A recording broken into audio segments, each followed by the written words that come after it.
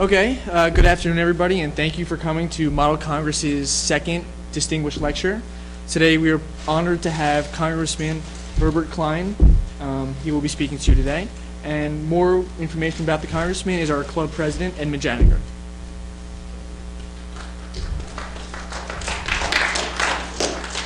Good afternoon. It is my distinct pleasure to welcome Congressman Herbert Klein as the Dwight-Englewood Model Congress Club Distinguished Lecturer. Congressman Klein is a native son of New Jersey, raised in Paterson, born in Newark, and educated at Rutgers University before matriculating into Harvard Law School. He promptly entered the United States Air Force upon graduating. Congressman Klein later earned a Master's of Law degree from New York University. Having practiced law for many years and heading a firm of over 20 attorneys, Congressman Klein was elected to the 103rd Congress. During his time in Congress, he was leader on the House Banking and Science Committees. He was the mastermind of pivotal provisions which sparked passage of legislation that ultimately ended the problems in the savings and loan and thrift industry. Congressman Klein co-sponsored the bill that sanctioned interstate branch banking. He co-authored the National Competitiveness Act, which he formulated to assist American industry regain global control in manufacturing. Since leaving Congress, Congressman Klein has capped his distinguished career as a member of the law firm Noel, Ambrosio, Klein & Bierman, and as a partner in multiple private investment real estate companies. He has continued to do his public service as president of the Board of Trustees of Rutgers University and as an overseer of the university's foundation. Now please join me in welcoming Congressman Herbert Klein.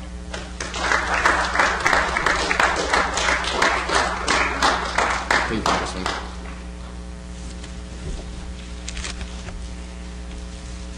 Thank you very much, Edmund. And I actually, you talked about accomplishments I didn't even know I had. You did a very good job. Edmund, you've got a great career in politics. You got the right poise. You got the approach, and you're doing very, very well. It's a pleasure to be here, and I wanted to say to all of you, members of the Congress Club and of the Dwight-Englewood School. This is certainly a beautiful, impressive school. I've driven by here on East Palisade Avenue many times, but I think this is the first time I've had the opportunity to be inside the campus, and it truly is wonderful. And you're very, very fortunate, and I particularly congratulate you, all of you at the school, on the 125th anniversary. That indeed is a very, very impressive number. Probably one of the oldest private schools, certainly in New Jersey, and very likely in the Northeast and in the country. Well, that's great. Let me talk to you about what I think is one of the critical problems facing our country today. And I want to congratulate all of you and thank you for your interest in government and politics. You know, when I was a congressman, Democrats and Republicans worked together. Many of us were friends, but more importantly, we had a common purpose. And the common purpose is, how do we craft legislation that was in the best interest of the country? Now, that doesn't mean that we always agree. Frequently, we did not agree. But I might start here, and somebody else might start over here, but we have a common goal. So how do we work together to achieve that common goal? And that's the philosophy under which we operated. And it worked very, very effectively. Unfortunately, that's not the way things happen today. Quite the opposite. The philosophy today for many members of Congress, particularly in the House of Representatives and in the Senate too, to a certain extent, but it's particularly true in the House, is not how do we work together to achieve a common goal that's good for the country, but rather it's I've got my eye on the next election, and I'm going to do whatever is good for me in terms of getting me reelected.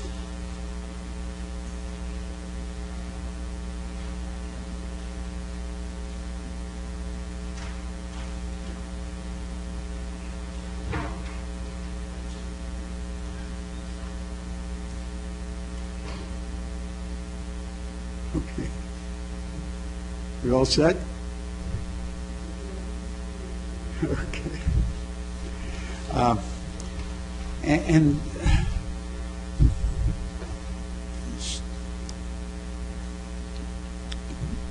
so the modus operandi is, how do you make the other guy look bad? How do I throw stones at the other guy so that I look good and he looks bad? And I don't care what happens with the legislation, because that doesn't make any difference. All I care about is the election is coming up next time, and I want to get reelected. That's the philosophy. And it's a philosophy that, very sadly, is not in the best interest of the country. Why has it happened? Well, there are a lot of factors, and I'll point to several of the main ones. First, what I would call gerrymandered districts, and I assume we've got a sophisticated group here. You know what I mean by gerrymandered districts. Those are districts that are tailored and carved out and the lines drawn in a way so that it is beneficial to a particular person or for a particular purpose. And today it's done almost always to benefit the incumbent. So that as a result of gerrymandering districts for many, many years, we have probably 30 to 40% of the members of Congress who are in districts where there really is no competition. The incumbent is virtually certain of re-election, and because the incumbent is certain of re-election, he or she couldn't care less whether his vote is popular or is approved by the country in general. All he cares about is he's going to get reelected, and it is a vote that is approved by his political base, be it Republican or Democratic. And that's not good. The second big problem, or big factor, is a deteriorating national dialogue. And what do I mean by that?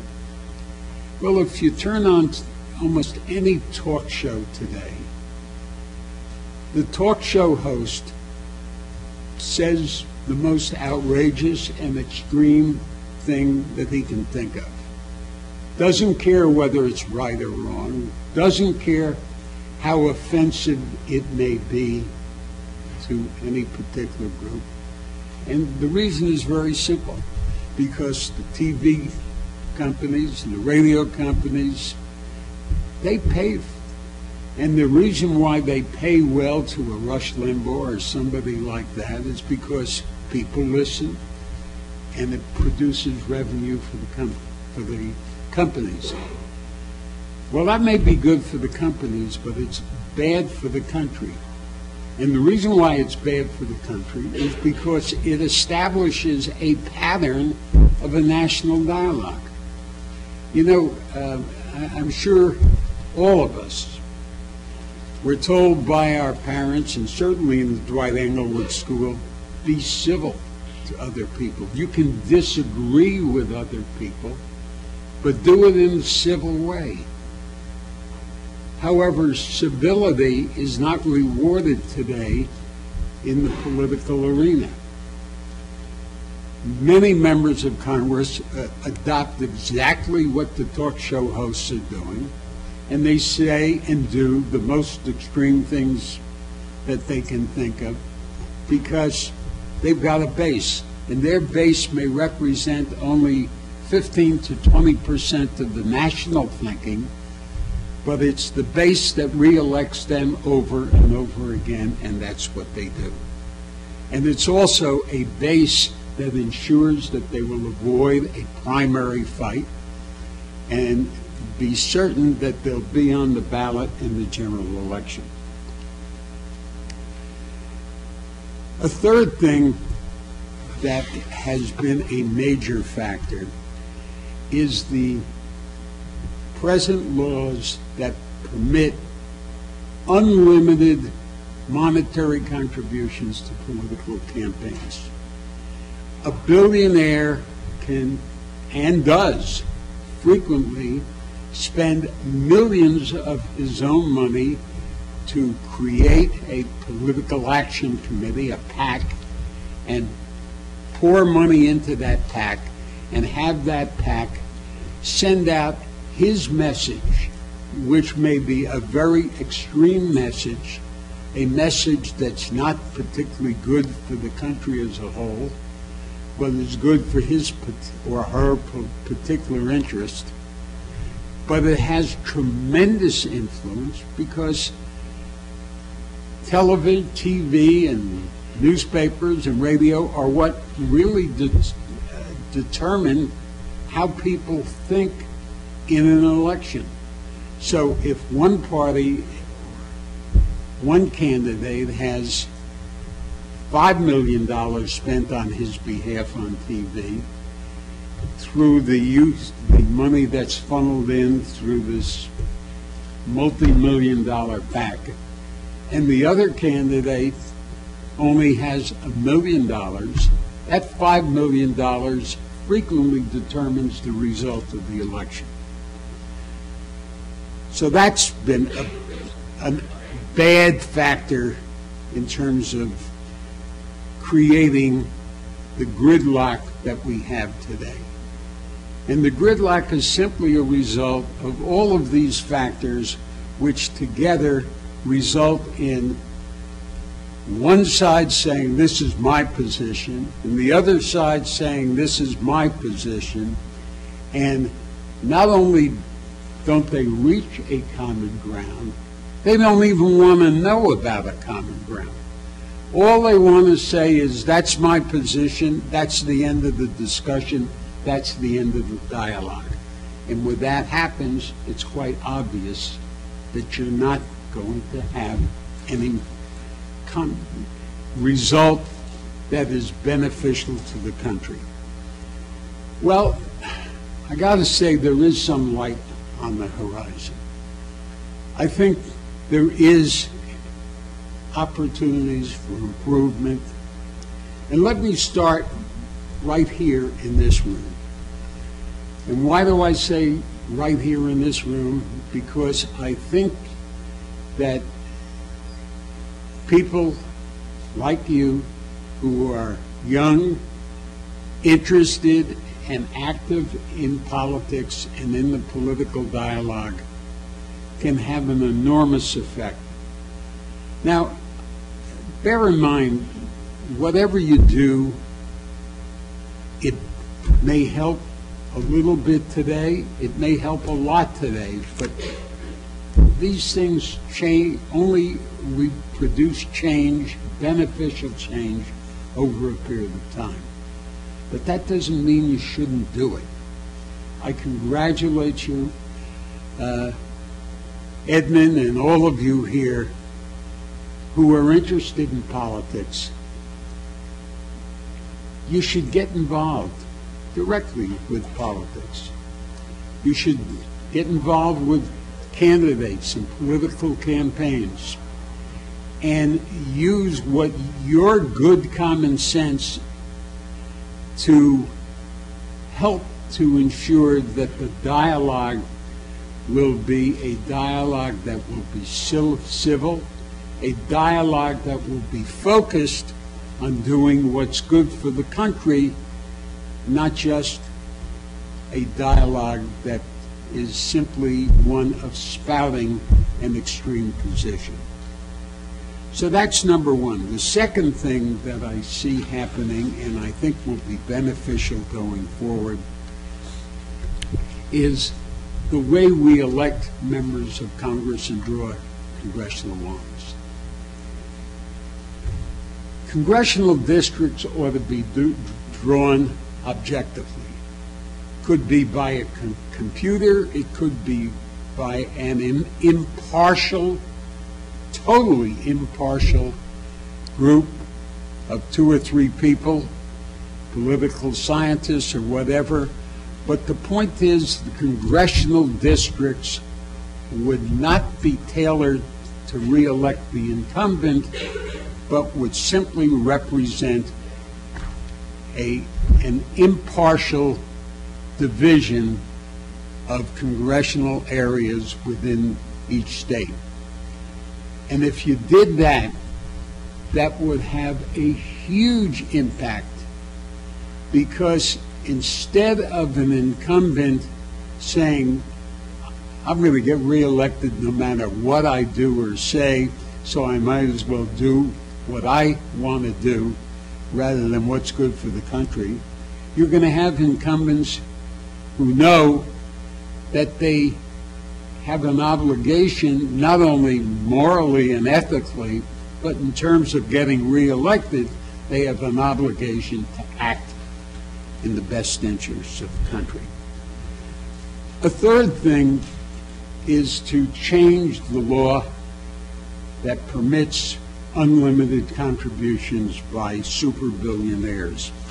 And right now there is a bill recently introduced in Congress called the Government by the People Act.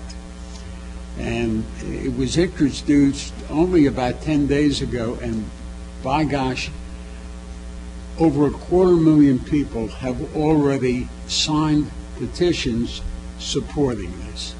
And what this bill says, it makes changes in the way that political contributions can be made so as to reduce the huge power that super billionaires can have on elections. So that's a third thing. I want to talk to you about a fourth thing that I'm very much involved in, that I think has a tremendous opportunity to have an effect on improving the present situation. And that's a group called the Bipartisan Policy Center, which is based in Congress. Based in Washington. Now, you may have heard the word think tank. There are dozens and dozens of think tanks that are composed of experts of various kinds who come up with ideas about what should or should not be done in terms of legislation. But there's only one, all but one, I would say, have an approach that is purely academic. They'll write a paper and they'll circulate the paper to members of Congress, but the paper then gets read or may not get read, and it gets put on the shelf and collects dust. Bipartisan Policy Center has a very novel idea, and the leadership of the Bipartisan Policy Center is composed of former members of the Senate and of the House of Representatives, including 2 leaders of the Senate, former leaders, a former Republican leader of the Senate and a former Democratic leader of the Senate. And what we do at the Bipartisan Policy Center, in which I am involved, is we pick major issues that we think are important, and we propose legislation that will deal with those issues, and then we actually go out and reach out to sitting members of Congress to lobby or sell the idea. And the legislation is not tailored to on the Democratic side or the Republican side. It's tailored to produce a common ground, an area for where people on both sides of the aisle, Democrats and Republicans, can support the legislation, and most importantly, the legislation is beneficial for the country. Another thing that we're doing at the Bipartisan Policy Center is working to restore national unity and national civility. We have a conference on March 27th, I believe it is, at the Kennedy Library in Boston, and that conference is devoted to the subject of restoring national unity. We have, I'm one of the speakers there, and one of what we are doing is talking about ways in which we can accomplish the very things that I've been talking about here today, and hopefully doing several things. Number one, on key legislation, key issues, we can get a bill passed through Congress that will represent an accomplished position that will be accepted by both sides. And the second thing is to change the present dialogue and the present atmosphere, which has, as I said at the beginning, an attitude of, I don't care what's good for the country as long as it gets me reelected.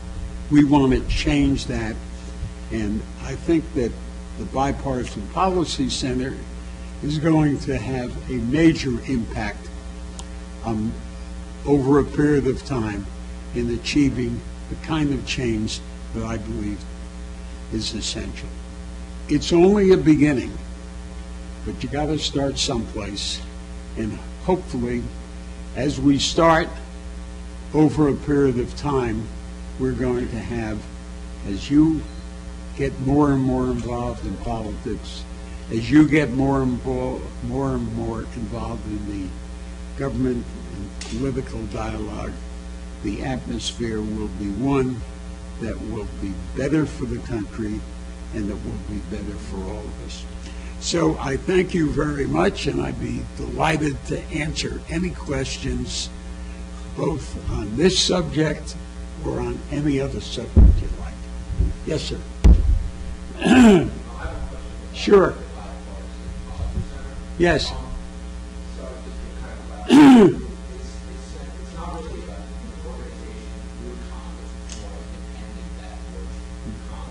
Correct.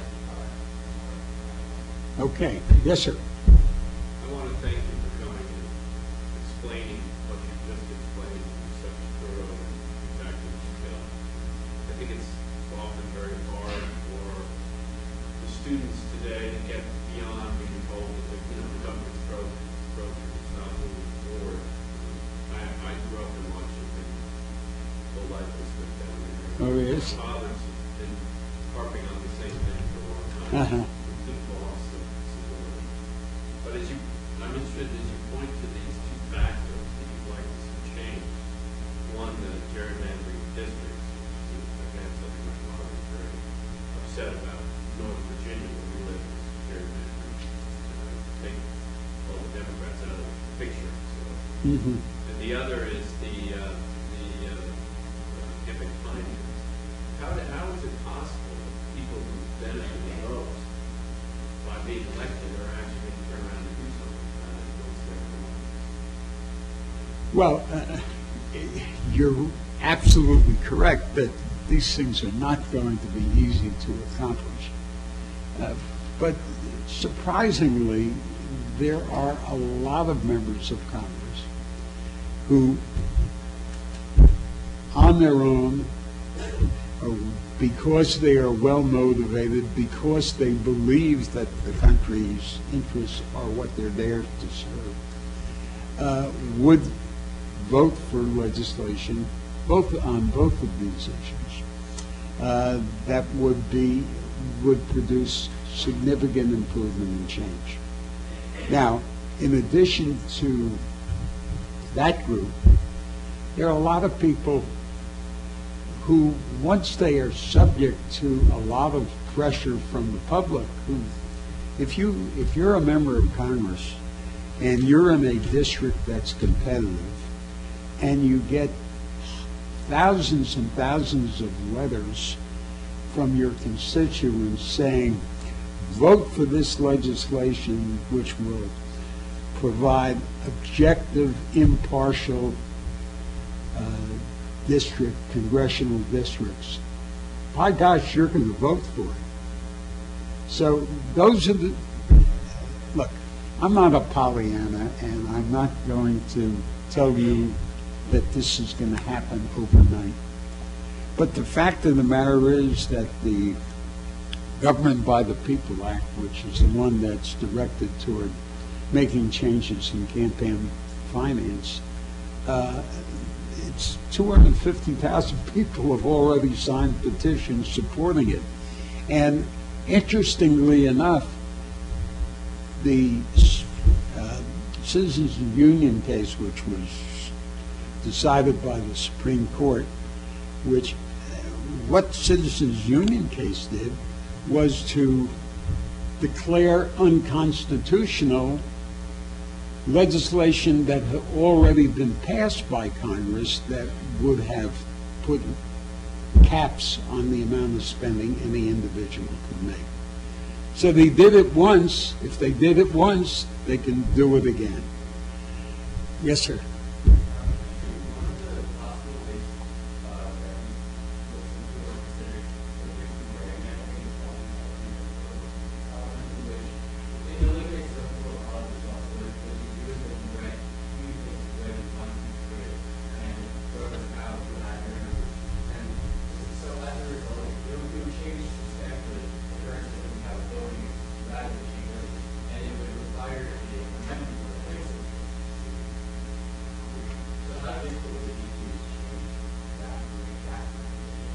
Well, first of all, I'm glad you brought that up, because that certainly is one of the ways in which you could change for the better the present system.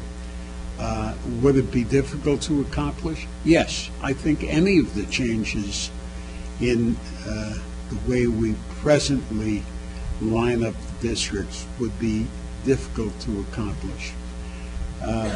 But if there's enough public support, and I personally believe if you took a poll nationwide about what the average citizen thinks about the present system, I think you would find overwhelming support for the idea of changing the present system.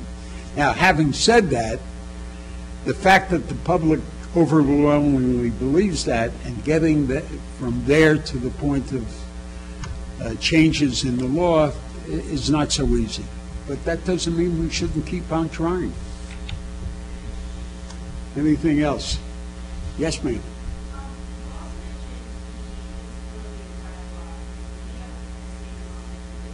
Yeah.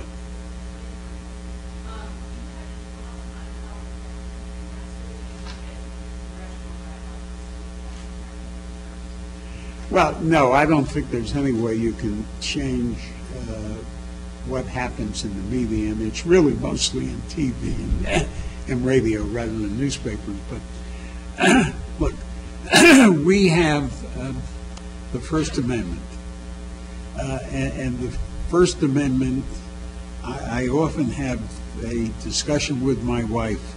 How can you say that that should be permitted? I said, because the First Amendment is one of the bedrocks of our freedom. It results in a lot of things being said that we don't like to hear said, but once we curtail freedom of speech, this country is in big trouble. And I, for one, would not curtail freedom of speech, and as much as I find some of the things that Rush Limbaugh and others like him say detestable. They have a right to say it. However, what I would like to see changed is I would like individual members of Congress not to stop picking up on the kind of commentary and outrageous statements that the Rush Limbaughs make. And that I think we can do. Yes? The President talked in January about this being a year of action. Yes. And so I was wondering what your thoughts were as far as what you think might realistically get done. You know, I'm an optimist of the highest order, but I think it's going to be tough. I think that the House of Representatives is geared up now for this election, and I don't see much movement on major pieces of legislation. We have in the Bipartisan Policy Center, we've got a few bills that we're focusing on that I think we may be able to get through, but they're not blockbuster things. When I see Speaker Boehner say he won't put up for a vote an immigration bill, and I talk to my friends in Congress who say that if he put up an immigration bill, it would pass because Democrats would vote for it, and a large number of Republicans, if the bill was up, would vote for it. But the Speaker, because he's being pressured by a minority in his own party, won't put up the bill. So if you can't get an immigration bill up, I don't see how you're going to get too many other controversial bills up for a vote in the House. Anybody else? Well, yes, sir.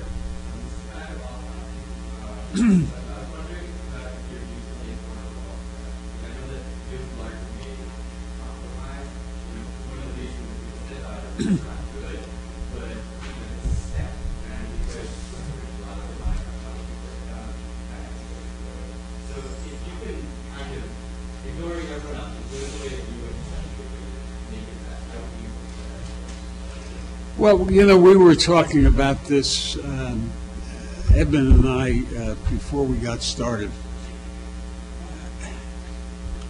And I think that's a perfect example of how if people would set aside this partisan bickering, could come up with great legislation. I would, well, the Republicans have already said they've got a health care bill. And they think that there should be health care available to everyone. That's a principle. They agree, they say that's their principle. Democrats have already expressed their principle in the Affordable Health Care Act.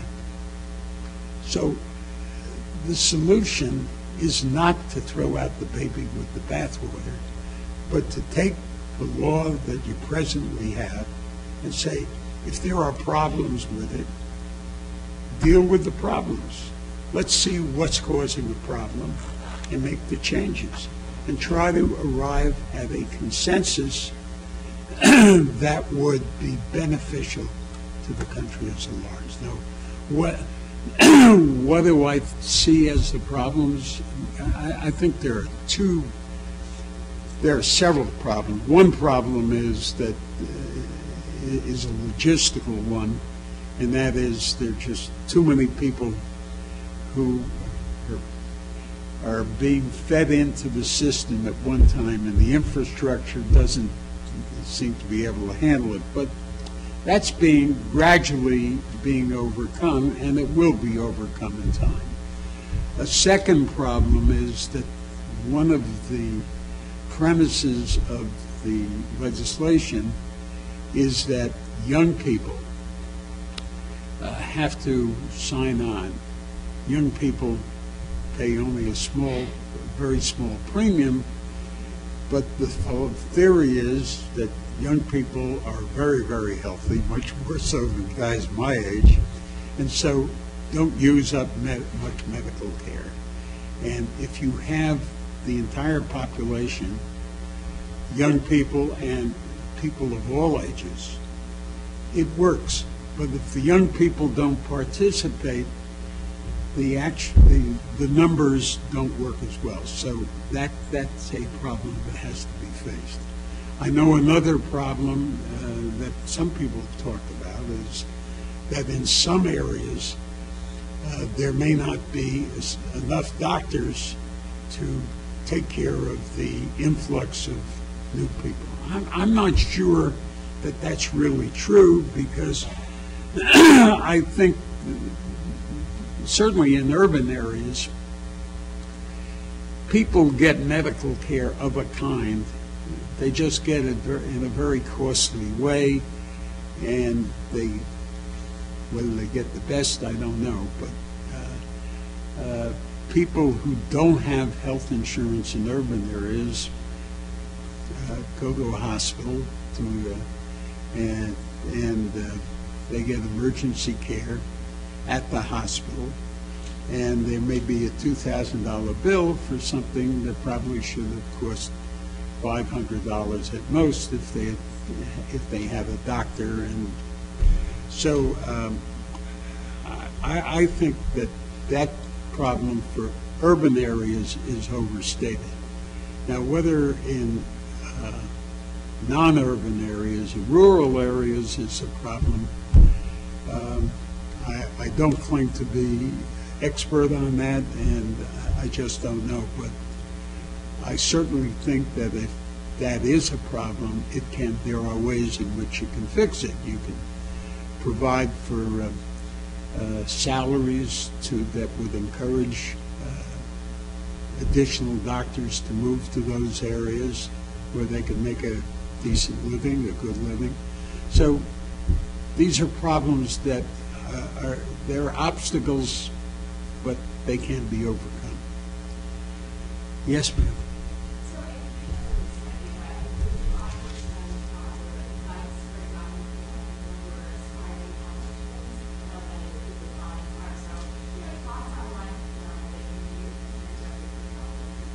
Sure, I have a lot of advice, whether it's good or not, but the first thing I would say, an election, congressional elections are particularly good because the issues are issues that I think draw attraction, but it could be legislative or local elections. So find a candidate that looks interesting to you and simply call a representative candidate or representative candidate and say, hey, I'm volunteering to help you. And believe me, they will welcome you with open arms. They're glad to have your help. A second thing that you can do is, my grandniece, for example, she's the chair of the Democratic Party on her college campus up in Massachusetts. So she's working on getting young people to come out and vote. And that's something you can, I don't know how old you are, but even if you're not 18, you can get other people to vote who are 18. Yeah. So those are a couple of ways, but believe me, your help will be much appreciated, and you will find that once you get involved in the campaign, you're going to feel comfortable, you're going to learn a lot about what's going on, and maybe the next election or two, you might even be a candidate. Yeah. Anything else? Hi.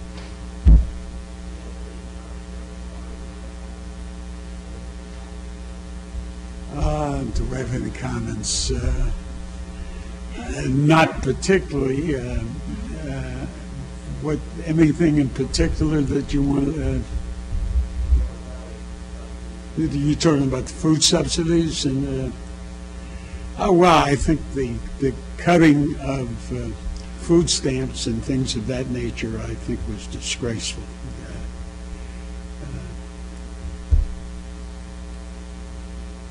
That's it. That's my comment. Yes. Another thing the president talks about, is that the disparity of wealth, the widening gap there, is the signature problem of our time. And we have Mayor Blasio kind of saying, vote for locally. Where do you see that heading this year, next year? What are your thoughts on that? Well, whether it's the signature problem, it is certainly a problem.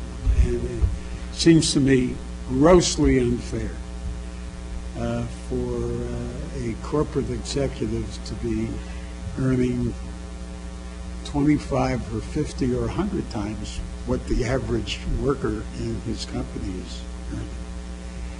And I would start, first of all, with a minimum wage bill. I just, for the life of me, can't understand the fairness of saying that a person who is working full-time at a job and has dependents to support should not be able to get paid $10.10 per hour for his work, when even if he got that for a 40-hour week, would have a tough time being above the poverty level. You know, you can't have it both ways. You can't say, I don't want people on poverty. We got to get people off of poverty. We got to get people working. And then when they are working, we don't give them a chance to get paid fairly.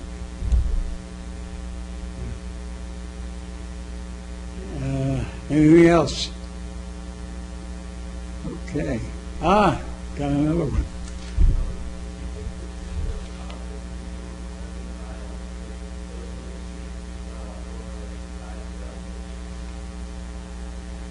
Oh, that's a great question. I think it's going to be determined by both. And other issues as well. As far as social issues are concerned, there clearly are social issues that are major issues between the in the country and in Congress. As far as size of government issues,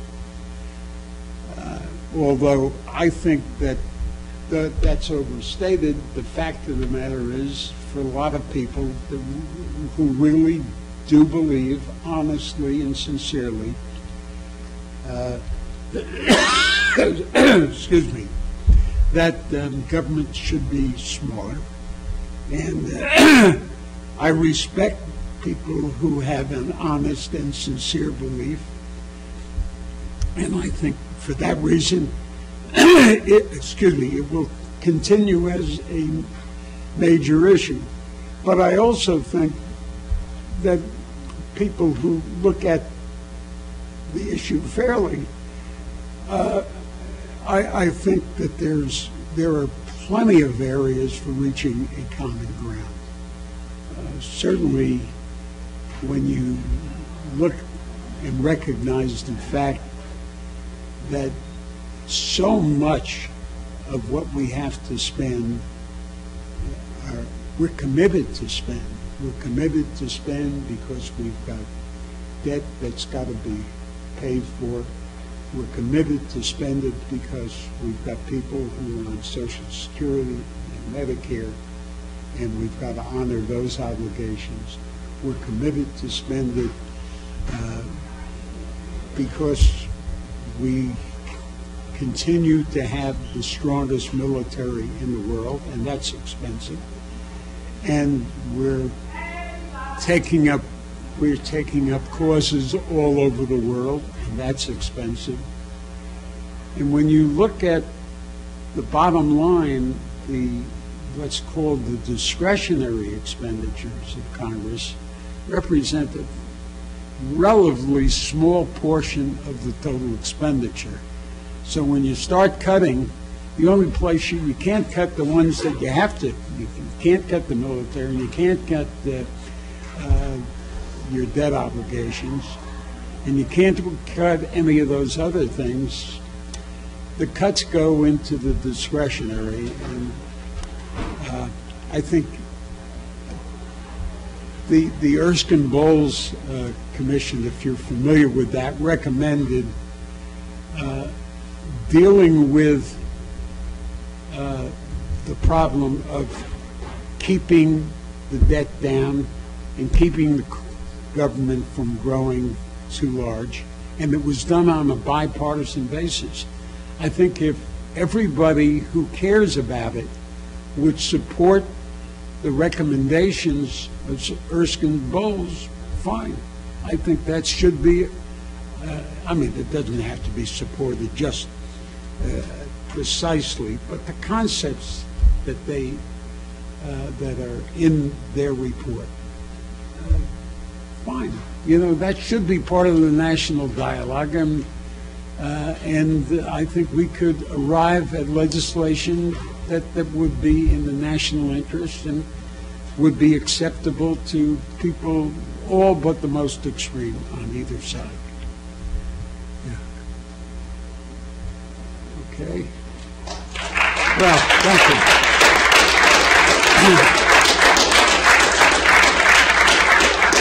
Thank you very much. You're a great group, and I truly enjoyed it. Congressman Klein, on behalf of our club, would like to give you the Distinguished Leadership Prize. Oh, well, thank you. Thank you very much. So get a picture. There.